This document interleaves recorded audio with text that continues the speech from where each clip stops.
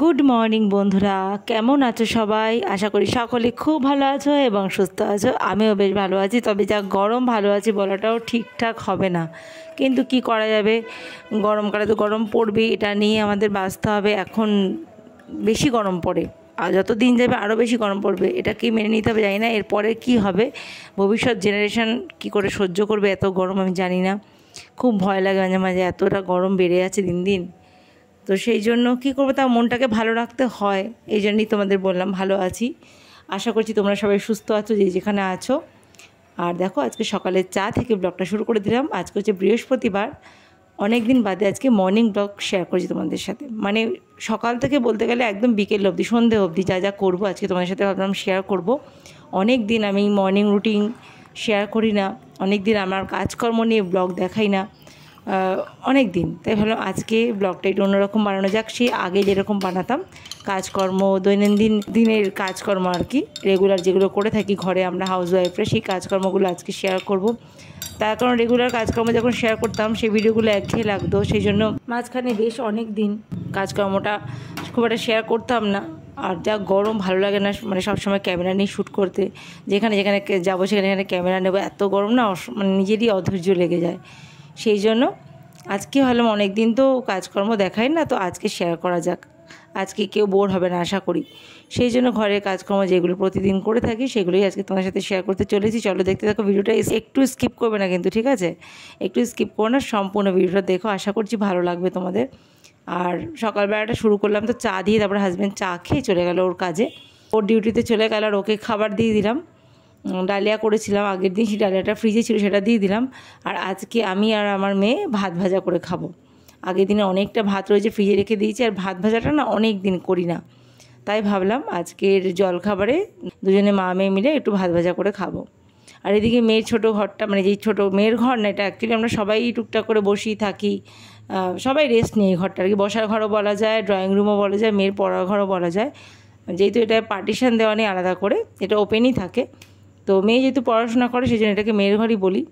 আর আমরা একটু বসি, গল্প করি, চা খাই এই ঘরটায় বসে, তো ভীষণ ভালো লাগে এই ঘরটা থাকতে। আর এই ঘরটা না একটু ঠান্ডা বড় ঘরটা থেকে, বড় ঘরটা প্রচণ্ড গরম, যেহেতু ওই দিকটা পুরো খোলা, পূর্ব দিকে রোদটা পুরো পায়, এই ঘরটা অতটা গরম হয় না, ওই জন্য আমরা সারাদিন এখন এই ঘরটাতেই বেশি থাকি।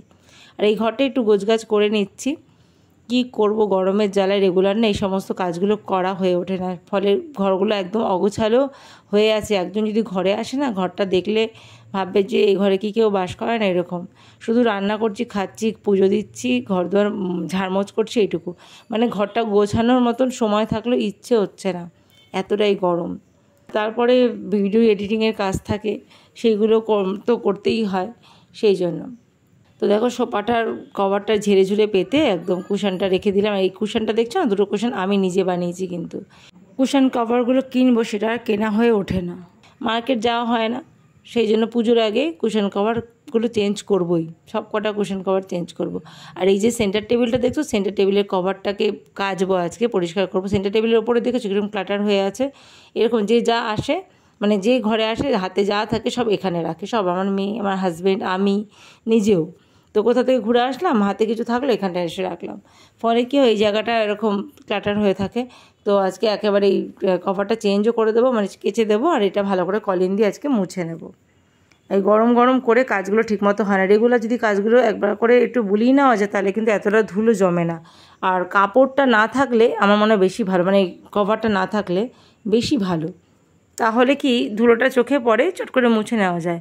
আর এই কভারটা যখন দিয়ে দেওয়া হয় ওপর থেকে, তো ধুলোটা বোঝাই যায় না, আর যেই কভারটা তুলি না তলাটা পুরো সাদা হয়ে থাকে। তো দেখো কলিন দিয়ে ভালো করে পরিষ্কার করে নিলাম। আর এই যে সেন্টার টেবিলের তলার যে রডগুলো আছে লোহার রড আয়রনের, তো সেই রডগুলোকে কীভাবে আমি কাপড়টা ঢুকিয়ে ঢুকিয়ে মুছছি, নাহলে তো ওখানটা সাদা ধুলোটা পড়েই থাকবে, ওটা তো এমনি পরিষ্কার করা যাবে না। তাই এপাশ থেকে ওপাশ থেকে আস্তে করে কাপড়টা ঢুকিয়ে দিয়ে তারপরে এপাশ ওপাশ থেকে ঘষে নিচ্ছি, একদম পরিষ্কার হয়ে গেছে। আর এই সেন্টার টেবিলটার এই সোফাটা, রড আয়রনের সোফাটা সেন্টার টেবিল একসাথেই কিনেছিলাম আমরা, যখন আমরা ওপরে ঘর করেছিলাম ঠিক সেই সময় এ দুটো একসাথে কেনা হয়েছে। ওপরে ঘর করে খাটটা, রড আয়রনের খাটটা যেটাতে আমরা ঘুমোই সেই খাটটা, আর এই দুটো সেট একসাথে, মানে একসাথে না, মানে একটু কমাস পর প্রথমে খাটটা কেনা হয়েছে, তারপরে এগুলো। তো এটা অনেক দিনই হলো, বলতে গেলে তাও 15 বছর তো হবে। এই সেন্টার টেবিলটা দেখো, যেমন সেন্টার টেবিল সেরকমই আছে, কিন্তু রং টং একেবারেই নষ্ট হয়নি। তখন রড আয়রন সবে উঠেছে এরকম, তো তখন কেনা যেহেতু, ওই জন্য তখনকার জিনিস সবই ভালো, মানে প্রথম যখন ওঠে না সব কিছু খুব ভালো হয়। আর তারপরে যেগুলো, এই খাটটা যে কিনেছি, খাটটা কিন্তু খুব একটা ভালো হয়নি, অনেক জায়গায় চটা উঠে গেছে, কিন্তু এটা যেমন ছিল তেমন আছে। তো ধুলোগুলো একটু সবটাই ঝেড়ে মুছে দিলাম। আর প্রচণ্ড ধুলো পড়ে, যতই এখন পাখা চলে না, ওই জন্য ধুলোটা বেশি আরও পড়ে। যত বাইরের ধুলো পাখাটা টানছে, তারপরে এই নিচে ফেলছে। তো আমার আবার ডাস্ট অ্যালার্জি আছে, ধুলো সবসময় ঝাড়লে আমার নাকে আগে মাস্ক পরে নিতাম, আজকে তো মাস্ক না পরেই করছি, একটাও মাস্ক হাতের সামনে পেলাম না, তাই জন্য এমনিই করছি। আর ধুলোটা যেহেতু বেশি জমে গেছে, তো এখন ভাবছি আমি প্রত্যেক দিনই না একটু করে মুছে নেব, তাহলে না এত কাজ আমার বাড়বে না, মানে ডিপ ক্লিন করতে হবে না। প্রত্যেক দিন মোছা হয় না, এই যে আলস্য, তারপরে এই গরম পড়ে গেছে, গরমের জ্বালায় কাজটা জমিয়ে রেখেছি, আজকে আমাকে ডিপ ক্লিন করতে হচ্ছে। আর প্রত্যেক দিন মোছা সম্ভব না, সত্যি কথা বলতে। সপ্তাহে 1-2 দিন তো মুছতেই হয়, ধরে নাও সপ্তাহে 1 দিন তো মোছা হয় এগুলো। তো রোজ মুছলে ভালো। আমি না আগে এগুলো প্রত্যেক দিন মুছতাম, যখন আমার বেবি হয়নি বা যখন আমার মেয়ে হয়েছে, তো ছোটো ছিল, বা আমার বিয়ের আগে প্রত্যেক দিন ঘর ঝাড় মোছার আগেই আমি ডাস্টিংটা করে নিতাম প্রত্যেক দিন, মানে ধুলোটা থাকতোই না। ড্রেসিং টেবিল বলো, যে কোনো জায়গা, টিভির কাচ, প্রত্যেক দিন মুছে তারপরে আমি ঘর ঝাড় দিতাম, মুছতাম। রুটিনে ছিল এগুলো আমার, কিন্তু এখন আর না হয়ে ওঠে না। তখন আমার হেল্পিং হ্যান্ড ছিল বাড়িতে, মানে কাজের দিদি, বৌদি ছিল একজন, তোমাদের তো বলেছি, ওই বৌদিটা ভীষণ ভালো ছিল। তো উনি কাজ করে দিত, মেয়েটা ছোটো ছিল বলে তখন রাখা হয়েছিল। তারপরে মেয়ে যখন বড় হয়ে গেছে আর প্রয়োজন হয়নি, উনিও ওনারও অসুবিধা হয়েছিল, তাই জন্য উনি ছেড়ে দিয়েছিল। তারপর আর কোনো হেল্পিং হ্যান্ড রাখিনি, আমি নিজেই সব কিছু করি। এবার একা একা সমস্ত কাজ করে এই সমস্ত করাটা কিন্তু মুখের কথা নয়, সেটা তোমরা জানো যারা একা হাতে সবটা সামলাও। আর যাদের হেল্পিং হ্যান্ড আছে বা ঘরে কেউ আছে করে দেওয়ার মতন, থাকে না, শাশুড়ি থাকে, মা থাকে অনেকের, বা এমনি কাজের লোক রাখা থাকে, তাদের এগুলো তাও হয়ে যায়। কিন্তু একা হাতে সমস্ত ঘরের কাজ করে, রান্না বান্না 3 বেলার কে কী খাবে সেসব দেখে, তারপরে পুজো টুজো দিয়ে, তারপরে ঘরের এই সমস্ত এক্সট্রা কাজগুলো প্রতিদিন হয়ে ওঠে না, তাই না বলো? আর দেখো এই ট্রাইপডটা আছে, ট্রাইপডটাও আমি মুছে নিলাম একবারে, ওই কলিন দিয়েই পরিষ্কার করলাম। কোনো দিন কলিন দিয়ে করিনি, প্রথমবার করলাম। এই ট্রাইপডেই তো আমার কাজটা হয়, ভিডিওর কাজটা, তো এটাও একটু ভালো করে চকচকে করে নিলাম। এগুলো না পুরো ধুলো পড়ে থাকে, মুছি, কিন্তু কলিন দিয়ে মুছলাম, আজকে দাগটা উঠে গেল ভালো করে। আর একটা বড় ট্রাইপড কিনবো ভাবছি আমি, যবে ইউটিউবে সাকসেস পাবো তখনই কিনবো, তার আগে কিনবো না। সেই জন্য কিনছি না, যতদিন আমি ইউটিউব করছি এই ট্রাইপডটা দিয়ে চালাচ্ছি, কিন্তু অনেক কষ্ট হয়, কারণ এই ট্রাইপডটা খুব হালকা, একটু এদিক ওদিক হয়ে গেলেই কাত হয়ে পড়ে যায়। সেই জন্য খুব সাবধানে আমাকে কাজটা করতে হয়, বিশেষ করে রান্নার ভিডিওগুলো খুব সাবধানে শ্যুট করতে হয়।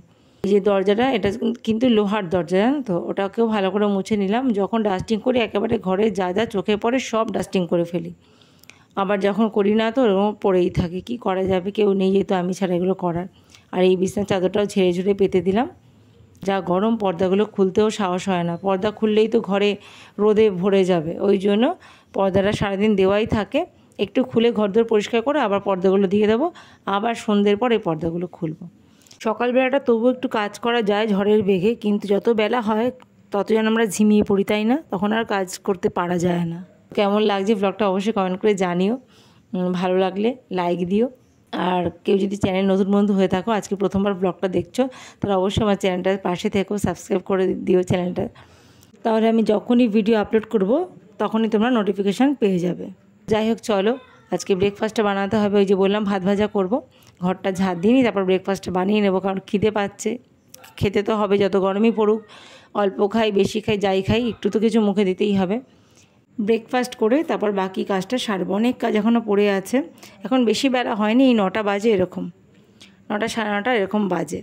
তো চলো দেখতে থাকো, ঘরটা ঝাড় দিয়ে আমি হাতটা সাবান দিয়ে ধুয়ে ব্রেকফাস্টটা বানাবো।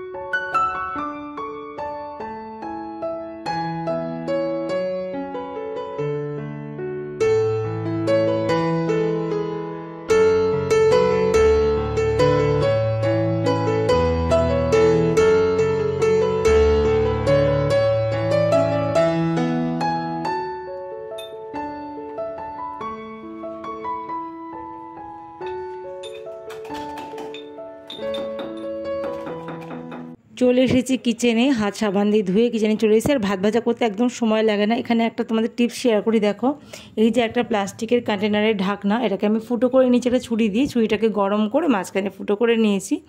তাহলে কি এই যে আমি হামলে, ছোট্ট হামলে যখন এলাচ বা আদা থেতো করি তো ওপর দিয়ে ছিটকে বেরিয়ে আসে না, অনেক সময় দেখবে এরকম থেতো করতে করতে বাইরে ছিটকে পড়ে।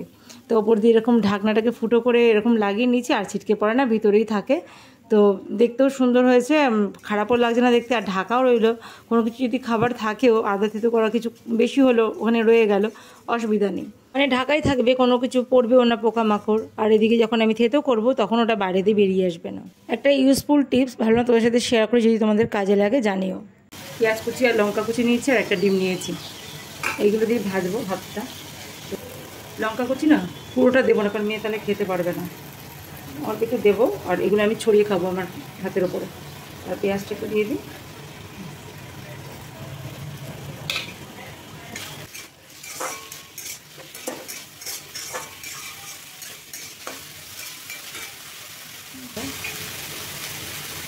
হালকা হলুদ দিলাম একটুখানি,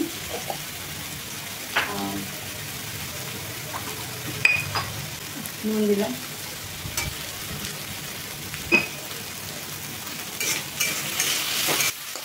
নুন আর হলুদ দিয়ে একটু নাড়াচাড়া করে ভেজে নিলাম আলু আর পেঁয়াজটা। আর এবার ঢেকে আঁচটাকে কমিয়ে রান্না করবো, আলুগুলো সেদ্ধ হয়ে যাবে তাহলে। আর এই দেখো কতটা ভাত আছে, আমাদের মা মেয়ের হয়েও বেশি হবে, সেই জন্য একটা আলু দিলাম। আঁচটাকে কমিয়ে দিই। Good morning. ভাত ভাজাটা করে খেয়ে নেবো, প্রচুর খিদে পেয়েছে, মেয়েরও খিদে পেয়েছে। মেয়ে আর আমি খাবো, আর হাজব্যান্ডকে কালকে ডালিয়া ছিল একটু ফ্রিজে, ডালিয়াটা গরম করে টিফিন বক্সে দিয়ে দিচ্ছি, ও নিয়ে গেছে ওটাই টিফিনে খাবে, তারপর 2টোর সময় আসবে ভাত খেতে। চল, ভাত ভাজা মানে তো ফ্রাইড রাইস, তো এটা যেহেতু বাসি ভাতটা আমি ভাজছি সেই জন্য আমরা বাঙালিরা ভাত ভাজাই বলে থাকি। তো জানো তো ডিমটা দিতে ভুলে গেছি, ডিমটা যে আগে ভুজিয়া করে তুলে নেবো সেটা একদম খেয়াল নিয়ে আলু পেঁয়াজ ভেজে আমি ভাতগুলো দিয়ে দিয়েছি। তারপর আবার একটু সাইড করে একটু মাঝখানে তেল দিয়ে আবার একটা ডিম ফাটিয়ে দিলাম, ডিমটাকে একটু ভুজিয়া করে নিলাম, তারপর ভাতটা মিশিয়ে দিলাম। কি আর করা যাবে, খেতে ভালোই হয়েছিল। আর নামানোর সময় একটু গোলমরিচের গুঁড়ো দিয়ে দেবো, গোলমরিচের ঝালটা খুব ভালো লাগে এইরকম ফ্রাইড রাইসে। তো এই যে গোলমরিচের গুঁড়ো দিয়ে দিচ্ছি, একটু মিষ্টি দিয়েছিলাম সামান্য, আমার মেয়ে একটু মিষ্টি মিষ্টি স্বাদ ভালোবাসে আর কি। আর এটা আমার বর একদম পছন্দ করে না, আমি ভালোবাসি। আর আমার মেয়ে আগে ছোটোবেলায় খেতে চাইতো না, এখন একটু খাই দিচ্ছি। তো রোজ রোজ ভাতে ভাত দেওয়ার থেকে তো একটু ভাত বেশি থাকলে মাঝে মাঝে এভাবে ভাতটা ভেজে নিলে খেতে বেশ ভালো লাগে। আর শীতকাল হলে তো অনেক সবজি দিয়ে করা হয়, তখন আরও ভালো লাগে। তো দেখো নিয়ে এসেছি মেয়ের জন্য, এটা মেয়েকে দেবো। আর আমি এখন নিচে বসে আয়েশ করে খাবো, খেয়ে দিয়ে তারপরে ঘরটার মুছবো, লাঞ্চ বানাবো, অনেক কাজ আছে এখনও। আর আমি পুজো দেবো না, পুজো আজকে মেয়ে দেবে, পুজো আমি দিতে পারবো না কদিন, সেই জন্য। আর আজকে বৃহস্পতিবারের পুজোটা ছিল, ও যা পারবে দেবে ও সময় মতো। তো আমি এখন ব্রেকফাস্টটা সেরে নিই, ঠিক আছে? ব্রেকফাস্ট সেরে তারপর চলে এলাম ঘরটা মুছতে। ঘরটা তো ঝাড় দিয়ে গেছিলাম, তোমরা দেখেছো, ঘরটা মোছা হয়নি। আর ঘর এরকম যা ডিপ ক্লিন করেছি আজকে, অনেক ধুলো পড়েছে, তো ঝাড়টা ভালো করে দিয়েছি, মুছতে একদম সময় লাগবে না। আর ঘর ঝাড় দিতে গেলে যা চুল বেরোয় না আমার ঘর থেকে, যে কী বলবো, তোমাদেরও কি এরকম বেরোয়? যখনই ঘর ঝাড় দেবো গোছা গোছা চুল, মানে ঝাঁটার ডগাটাতে আর কি জড়িয়ে থাকে, সেটাকে আবার হাত দিয়ে টেনে টেনে ছাড়াতে প্রত্যেকটা দিন। আমি যখন চুল আঁচড়াই চুলগুলো সব জড়ো করে একটা প্যাকেটে ভরে রাখি, তারপরও যে মেঝেতে এত চুল পড়ে থাকে কি বলবো। আর ঘর না ঝাড় দিয়ে তো মুছতেই পারবো না আমি এই চুলের জন্য, কারণ এত ঝাড় দিই তারপরেও মোছার সময় চুল পাই। তো না ঝাড় দিয়ে মুছলে তো মোছাই যাবে না, প্রত্যেকটা টানে টানে চুল পাবো। তো যাই হোক, ঘরটা মুছে নিয়ে চলো, তারপর রান্নাবান্না সারতে হবে, স্নান করব। প্রচণ্ড গরম, বেশি বেলায় স্নান করলে আবার ট্যাঙ্কের জল গরম হয়ে যাবে, অনেক রকম সমস্যা আছে জীবনে, সমস্যা নিয়েই বেঁচে থাকতে হবে, কী আর করা যাবে। চলো কাজটা সেরে নিই তাহলে, তারপর আবার লাঞ্চে কী বানাই সেটা তোমাদের সাথে শেয়ার করবো। লাঞ্চ রেসিপি আর শেয়ার করবো না, তাহলে ব্লগটা অনেক বড় হয়ে যাবে আজকে।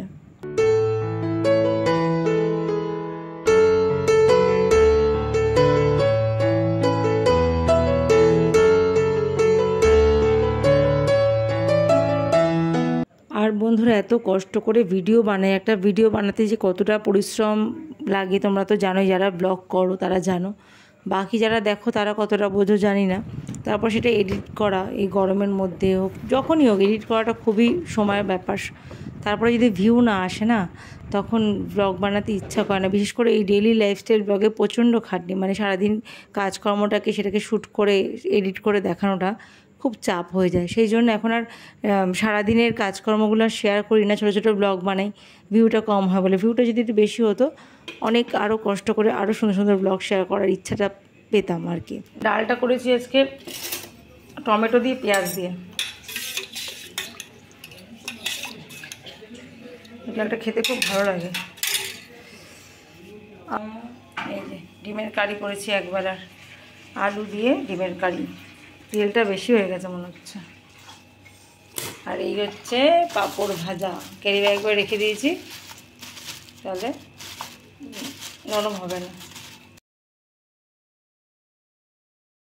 তারপর ঘরের সমস্ত কাজকর্ম সেরে স্নান করে লাঞ্চ করেছিলাম। লাঞ্চের পর এই তোমাদের সামনে আবার আসলাম। এখন লাঞ্চে কী কী বানিয়েছি তোমরা তো দেখলে।